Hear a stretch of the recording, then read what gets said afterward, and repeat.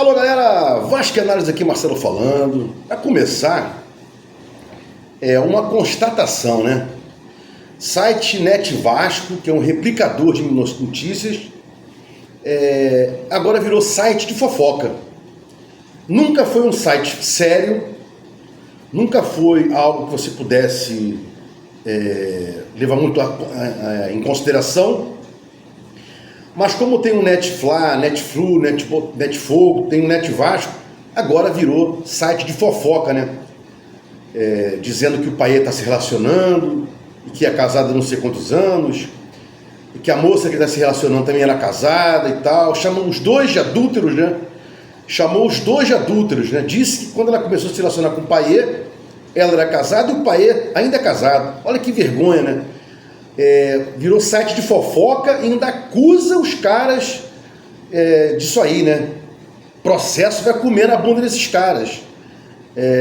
Hélio, alguma coisa assim, o nome do indivíduo lá que escreve, né? Que subscreve a matéria, né? Lixo, né? Net Vasco é lixo. Bom, seguindo aqui,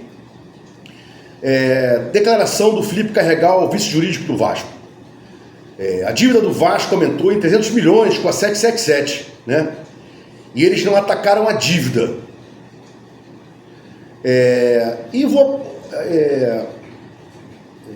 Já que eu estou falando sobre esse tema, vou aproveitar e para sempre colocar, tocar nesse ponto, né?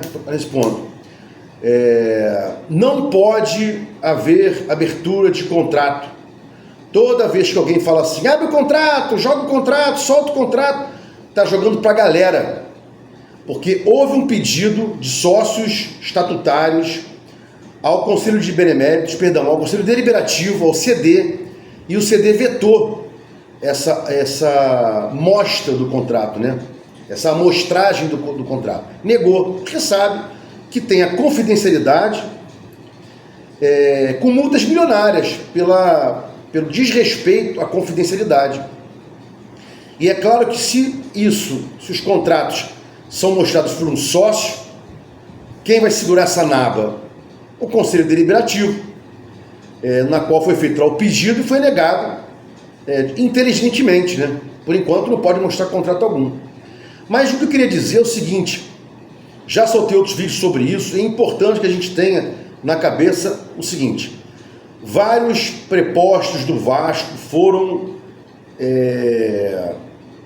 destinados a lerem os contratos. Então vamos botar lá, X contratos, um grupo aqui, outro grupo ali, outro grupo ali. Então não tem como se dizer que os contratos entre a Vasco, entre o CRVG e a 777, para a criação da Vasco SAF, não tenha sido lido.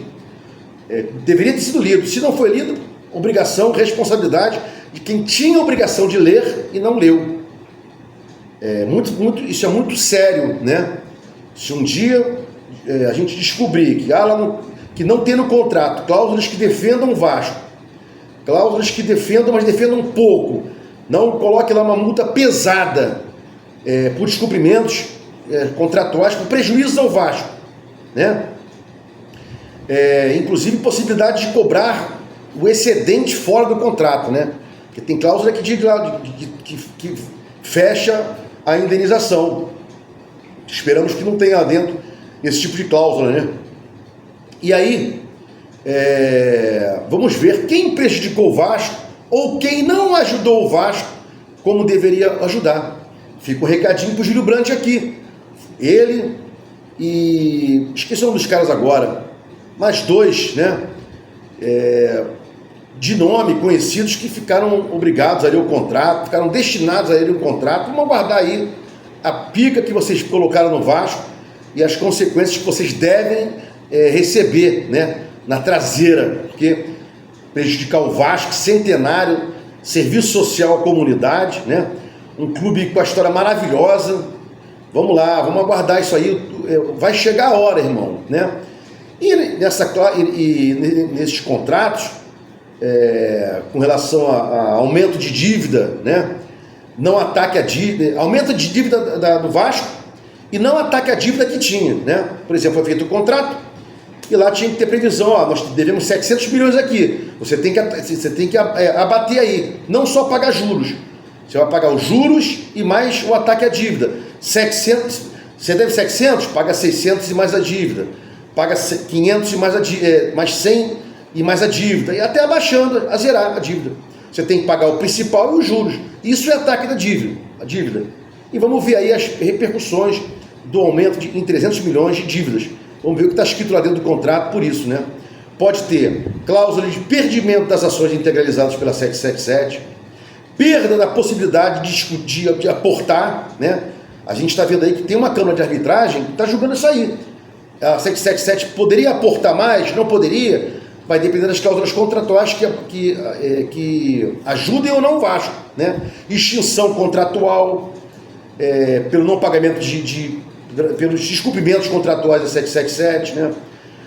Pagamento de indenizações parrudas ao Vasco, previstas e não previstas, né? Isso é importante. E aí, a gente vai ficar de olho aí. Será que não tem previsão de multa parruda contra a 777 lá dentro? E demais prejuízos indiretos que foram causados ao Vasco. O Vasco passou a ser aí um caloteiro da praça, né?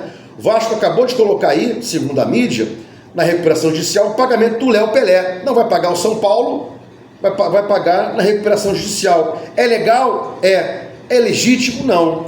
O Vasco, usando esse mecanismo, está usando de uma forma legal, a lei permite ele colocar dívidas na recuperação judicial, mas tem o problema de ficar com mau nome no mercado. Quem vai querer vender para o Vasco com essa situação dele ter colocado uma dívida ao invés de pagar na recuperação judicial, mesmo sendo uma dívida da 777, para efeito de mercado da bola, é muito ruim. Muito ruim isso aí, né? E já se passou um ano da retirada da 77 do controle. Já só tenho vários e vários vídeos sobre isso. Pedrinho tem que resolver, né? E a gente sabe que essa resolução é novo dono ou reestruturação, porque não sai a sentença arbitral antes do mandato do Pedrinho acabar e muito menos do segundo mandato, de que ele colocar lá para ser seu sucessor, né? Pode escrever aí, pode escrever, né? E para fechar aqui o Marcelo Santana, aspas, a gente não atrasou nenhum pagamento desde a administração do Pedrinho, porque eu já falei, eles entraram, rolaram as dívidas, né? Fizeram aí a moratória das dívidas, né? Chamaram os credores, vamos fazer aqui uma recuperação, vamos pagar todo mundo. Parou de pagar quase 90% dos credores, o argumento de que ia fazer recuperação judicial, está fazendo recuperação judicial, né? E aí deixou de pagar as dívidas tributárias que estavam suspensas também. Então, dívidas tributárias suspensas, não tem que pagar por enquanto, a não ser a partir de abril agora, e credores ao argumento de que ia fazer recuperação judicial. Então, esses dinheiros todos que o Vasco estava recebendo, o Vasco estava honrando o salário, não sei o quê. Abril, caiu uma entrada, que os valores as dívidas devem voltar a ser pagas. O Vasco perde esse valor aqui, que estava gastando, que tem que pagar as dívidas tributárias, que não entram na recuperação judicial. São foros diferentes, né? Não há possibilidade de colocar no juízo universal da falência dívidas tributárias. E a partir daqui a 6, 7, 8 meses vai ter que pagar de novo, vai ter que voltar a pagar os credores. E aí eu quero ver a merda que vai chegar.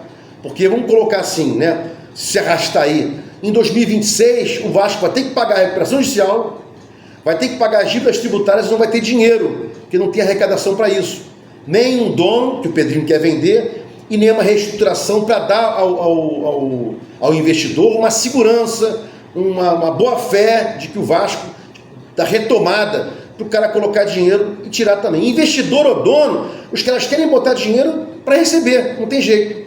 Dono vai ser mais agressivo, vai falar foda-se pro torcedor, o investidor talvez não vai falar foda-se ao torcedor, porque vai estar ali, não vai ser majoritário e tal, mas como está hoje, o Vasco é uma SAF minoritária e os caras querem vender, então é o que tem para hoje, né? Durma aí com esse barulho. Então, Marcelo Santana, fala a verdade pro pessoal, não tá pagando tudo até agora, porque deixou de pagar outras verbas. No momento você não está pagando duas verbas. Quais são? As dívidas tributárias que estão suspensas, repito aqui, e os credores, por conta da recuperação judicial que colocou para frente os pagamentos.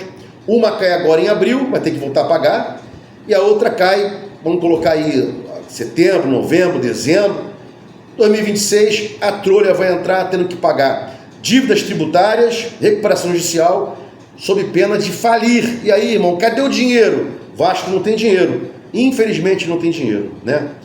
E eu também estava escutando alguém falar e tal. O Vasco não é comemorar que o Vasco se classificou para a Sul-Americana. Tem que comemorar que é mais uma receita, né? Se amanhã depois criarem uma Copa do Cuspe à distância, o Vasco entrando é mais um recebimento. Então não é comemorar vaga em Sul-Americana do ano passado e nem comemorar caso consiga esse ano também. É comemorar mais uma fonte de recebimento, mais recebíveis, tanto de televisão, tanto de bilheteria, quanto de patrocínios pontuais ou não, por conta da tal competição que o Vasco está disputando, né? Quanto mais competições, mesmo que com coadjuvantes, que a gente já vem aí há muitos anos, são dinheiros que entram para o Vasco, não tem jeito. Se gostou do meu canal Vasco Análise, dá um like para mostrar o YouTube engajamento, sininho para mostrar o YouTube que você quer receber os vídeos quando forem ao ar. Vasco Análise, fique com Deus e até o próximo vídeo.